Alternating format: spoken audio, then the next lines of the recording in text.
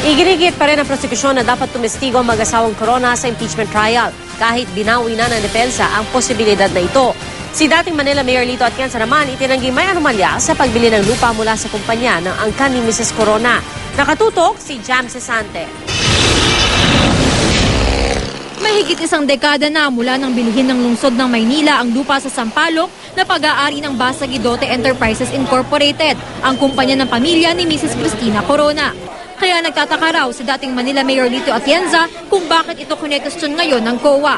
Meron po namang final deed of sale. So the issues are merely, para sa akin, flimsy and whimsical. Nag-isip sila kung paano nila dudungisan yung transaksyon. Sa investigasyon din ngayon ng Manila City Hall, wala sa anumang ahensya ang titulo ng lupa. Nakapangalan pa rin daw ito sa Basagidote Enterprises. Sa pagtitistigo ni Atienza sa impeachment court noong Huwebes, iginiit niyang malinis ang transaksyon na nangyari sa ilalim ng kanyang pamumuno. Para sa prosekusyon ng mag-asawang Corona ang pinakamagandang tumestigo para maipaliwanag ang tungkol sa kanilang mga ari-arian.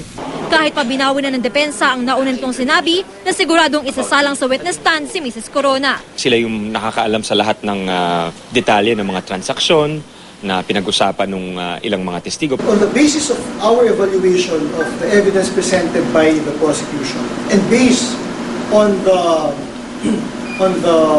manner and the method of how we are presenting our evidence, we feel that at this point in time there is no need for Mrs. Corona to testify.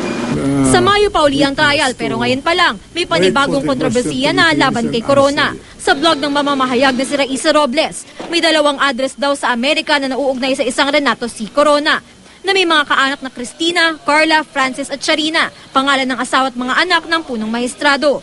Pagilinaw ni Corona, wala siyang mga pag-aari sa Amerika. Ang mga address na nilista ni Robles ay mga apartment daw na inupahan ng kanyang mga anak noong nanatili sila sa Amerika, kaya nagsilbing pansamantalang mailing address ang mga ito.